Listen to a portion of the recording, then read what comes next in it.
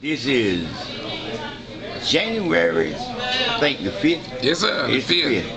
And I'm sitting here with my best friend. And I done said it so many times before, but not here on this video.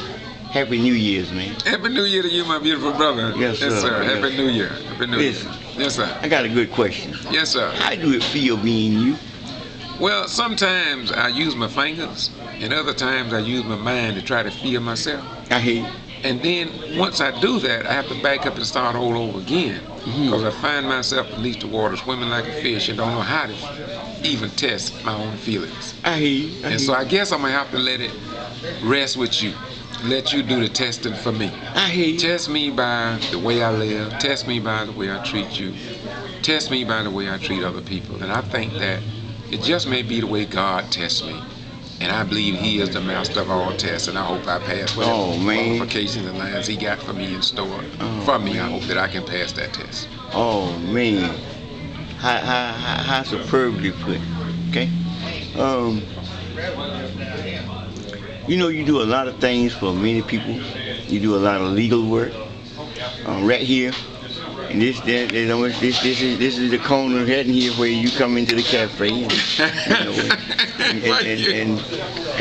you come into the restaurant and you come here in your corner and you go to work and this is the place where you where what belongs to you, you know. Yes, it's your corner. Yes, sir. Yes, and sir. I've seen person after person come over here, different people, different personalities, with different issues, different problems, and you sit right here and not only here, you get up, you go to equipment, working with the equipment team. Yes, sir. People that were discriminated against, and you go all to Americus, Georgia, dealing with people up there on issues. You go out here to the jail and dealing with the young people. What do you feel like need to really be done pertaining to the lawship here? Doc, first of all, you touch my heart because you're the only person that have a glimpse of what I do, and I don't value what I do enough. I guess a lot of people tell me that. I was over at the jail yesterday with Miss Jackson and her son. We've been out there in jail for over a year, and they put him in the isolation, and they say he was fighting about the charges with another inmate.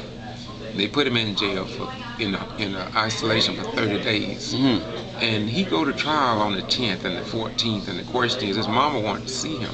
But when you're in isolation, they can't see you. And we saw his lawyer, Jason Kane, who has not been a good lawyer according to the mother and the son. And so sometimes I wish that I was a millionaire, because I would take that case, I would get him a lawyer. And I've been doing this for a long time, and it seems to me that there is an ongoing, as you put it, pattern and practice of doing the same thing with the people who are stuck on the bottom of the economically oppressed citizens in our community, and they're being used. They may commit a crime, but they still should have rights. And so, to get back to your original question, I haven't lost thought of the question. I just thought I would mention that. When I go to Americus, Georgia, and to the Plains Center, and another area where I knew nothing about, Mr. Clarence Jordan, a white man who had a farm over there, and he had blacks and white employed, and he paid them equally, and that created a problem for whites, and the Klan came in as well. His heart was right. He was what I call a white right person. When I go to Port St. Joe, Florida, and see blacks move into a subdivision and build houses on a toxic plant, and I wonder where's Al Sharpton in 60 Minutes and 48 Hours and all these people. It's as if though something has happened in our country wherein it's a reflection of the old 1860 charter that was displayed on the walls here in Valdosta City Hall on the 2nd floor until it was reluctantly removed in 2004, because I asked for it to be removed. As a retired military veteran, I took offense to that.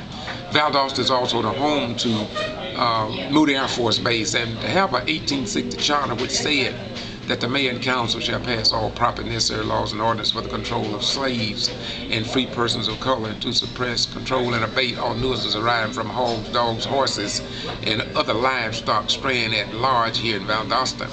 Well, we are way into the 21st century now, and to see the newspapers and television and radio suppress the people of America while our sons and daughters are fighting foreign wars in Vietnam, in Vietnam and other places, and Kuwait, and we've lost a lot that we used to have, and yet we pride ourselves around the world as being a nation of laws, as being freedom and justice for all people. And somewhere down the line, my beautiful brother, we've lost some. So when I go out like that short form, it pains me to see a new birth of hate and racism popped up in a different form of a new vegetable called, in my opinion, called reverse Christianity and reverse patriotism in this beloved nation. Well, I want to ask you another question. Man, that I'm glad you answered it that way. And I want to ask you another question. Do you feel like the nigger era is passing on? What do you mean? You know, we was in. You say it's passing on, or have we gotten out of it? My question is, you know, everything was based upon using nigger. Yes, sir. Okay, in our society, and nobody don't want to talk about it on the raw coarse end, about the N word, and but yet still it's that era. Well, do you feel like it's passing on? Yes, it's passing on. Good. It's passing on through these children who they are teaching the same thing. A lot of parents are teaching, they're passing that fruit of niggerism on, and these children, some of them are still got that in them, and they're going to carry it on. I use this as an analogy. I say that we must understand that there is people who are following and living the dream of Dr. King. I try to be one of those people. There are also people who are following the dream of Lester Maddox and Lou O'Connor's and Satan, and there's nothing we can do about it. And that's going to be carried on, but in the end, eventually, the annals of history will drop those people and that spirit along the roadside. They will be nothing more than footnotes on the bottom pages of history. And most people will overlook them because they're not even worthy to be read.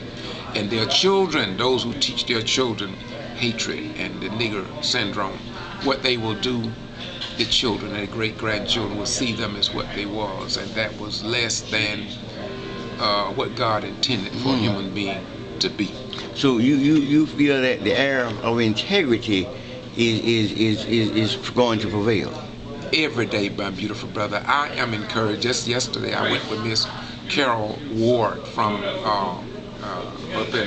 Carol Moore up in Lakeland, who called me yesterday to go down to the library on an issue of them using possibly public money, and yet there are no minutes to show where it was approved. And so this is where we are today. We are at an era now wherein people must question their government and their forms of government, and they must do it while they are in tune with the right mind before they get a chemical imbalance. Yes, and we are hoping that no one go down that road of getting the chemical imbalance. Oh, man. Once you get the chemical imbalance, there's no telling what you would do, ain't no telling how you would think, and ain't no telling how you would train your children.